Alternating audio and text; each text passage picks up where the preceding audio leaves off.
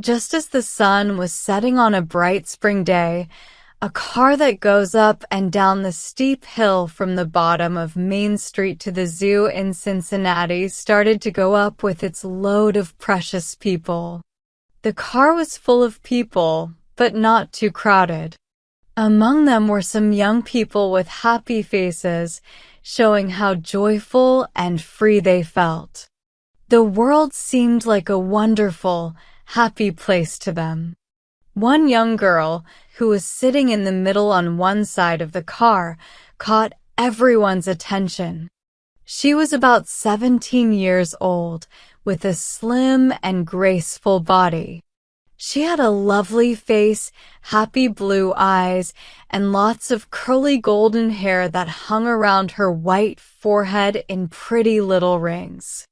She was dressed in a nice tan brown outfit with darker brown trim.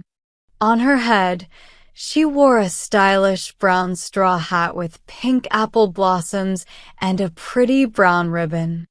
She had small bronze boots on her feet and long suede gloves on her hands. A small brown velvet bag with silver clasps hung at her side, and she had a fancy music roll made of Russian leather on her lap. Everything about her showed that she was a lucky and rich girl. Her beautiful eyes looked like clear pools of water reflecting the blue sky. Her lips were smiling, and there was no worry on her lovely face.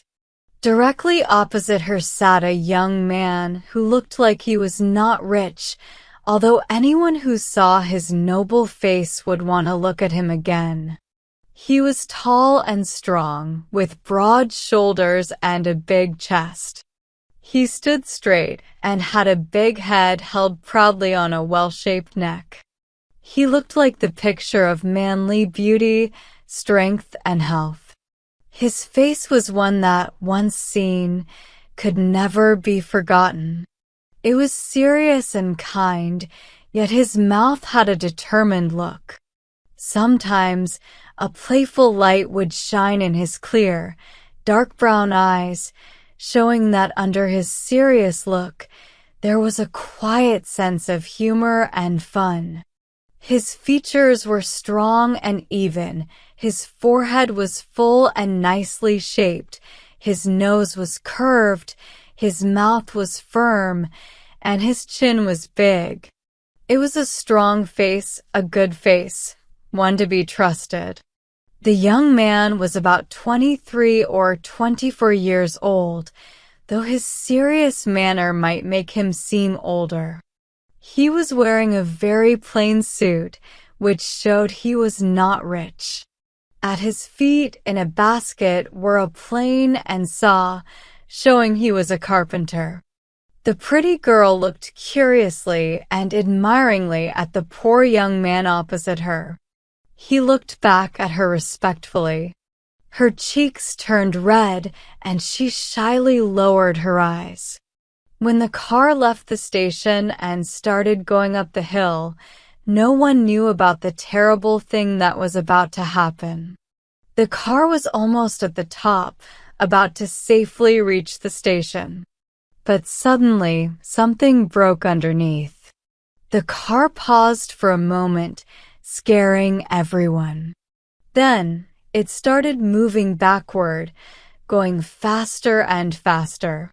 The people inside realized they were heading towards a terrible crash. Everyone screamed and tried to get out, but the doors were locked. They were trapped inside with no way to escape. The beautiful girl cried out in horror, then suddenly became very calm, though her face turned very pale and her eyes filled with despair. She looked at the young man opposite her and saw that he was looking at her with worry, showing that he only cared about her safety, not his own. She reached out to him, and he stood up, calm and strong. His face was pale, but his eyes showed he would try to save her. "Do you trust me?" he asked her softly, holding her shaking hands. She gripped his hands tightly and looked at him desperately. "Yes, yes," she mouthed, though no sound came out. The car was moving very fast now, and there was no time to lose.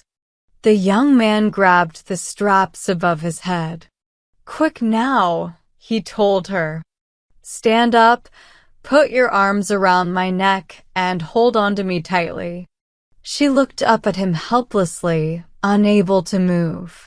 With a sad look out the window and a groan, he let go of the straps, grabbed her hands again, and put them behind his neck.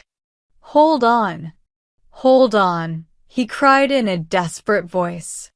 The tone woke her up. She found strength and held him tightly like a person drowning.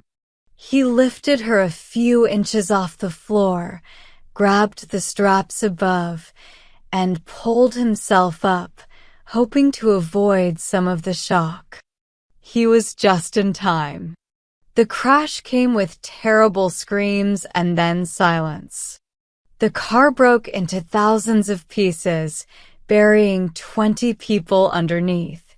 A group of scared people had gathered at the base of the hill, watching the terrible crash. When it was over, kind people started to look for the victims. At first, it seemed like everyone had died. The brave young man was found under 2 bodies, holding the beautiful girl he tried to save. His other arm was crushed. "Brother and sister," someone said as they tried to separate them. The young man had only been knocked out. He opened his eyes and took a deep breath, feeling pain but alive. "Is she safe?" he asked, caring more about the girl than himself. They tried to lift her, but her hands were tightly locked behind his neck. "She is dead," someone said after checking her heart. The shock killed her. "No, no," the young man cried. "Don't tell me she is dead. Who are you? Where do you live? Should we take you to the hospital or home?" they asked the young man. "Not the hospital, home to my mother," he said weakly. "Number Hughes Street," he gasped before fainting. They thought the girl was his sister, so they took them both to Hughes Street. At the house, they found it belonged to Mrs. Richardson. She wasn't home, but they used a key from the young man's pocket to get inside. They put him on a bed and the girl on a couch in the parlor. Then, they called a doctor. Mrs. Richardson came back just as the doctor arrived. She found out her son was hurt in the accident, and a strange girl was also brought to her home. The doctor checked the girl first. "She is not dead," he said. "Her heart beats, her pulse is faint but regular, and she has no injuries." Women from the neighborhood helped care for her as the doctor went to see the young man. Mrs. Richardson was very worried, trying to help her son. "Wallace, how did you end up in that car?" she asked. "I can't tell you now," he replied. He then asked the doctor, "How is she?" "She is not injured.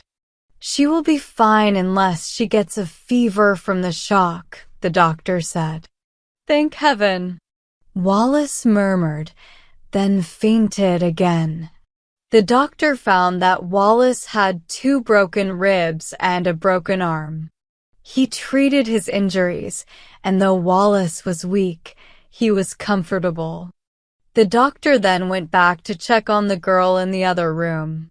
"You will have a lot to do, Mrs. Richardson, with your son and this girl both sick," the doctor said. "You need a nurse to help you." "The girl is not my daughter. I don't know who she is," Mrs. Richardson replied, looking kindly at the young girl. "Not your child. Who can she be?" the doctor asked, surprised. They looked in her velvet bag, hoping to find her name or address, but found only some car tickets and money. Her music roll had only the initials VDH on its silver clasp. The girl woke up but was very weak. The doctor didn't ask her any questions. He checked on Wallace, then left, promising to return in a couple of hours.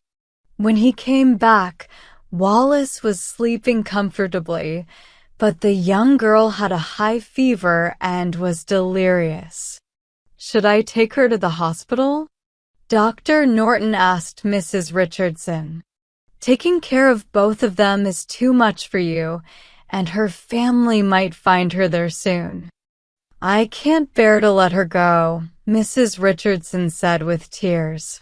"She is so young and delicate. I know she would get good care at the hospital, but I don't want to move her. Leave her here for a day or two, and if Wallace is comfortable, I can take care of her too." The doctor agreed, thinking that women like Mrs. Richardson were rare.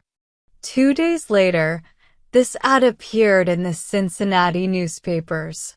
"Wanted, information about Miss Violet Draper Huntington, who left her home on Auburn Avenue on Tuesday to take a music lesson in the city. Her friends fear she might have been in the Main Street accident, but they have found no news of her in the morgue or hospitals." Dr. Morton read this ad on his way to visit his patients on Hughes Street. He remembered the initials on the girl's music roll, VDH. VDH, he said, thinking about the name Violet Draper Huntington in the ad. "That must be my patient. Her friends will come soon and help that poor, tired woman." He showed the ad to Mrs. Richardson, who agreed that the girl must be Miss Huntington. The girl was still very sick. She had a high fever and didn't know where she was. She kept calling out for Belle and Wilhelm to help her. "She is not getting better," the doctor said seriously, feeling her fast pulse. "Her fever is worse. I will go to Auburn Avenue and tell her family about her condition."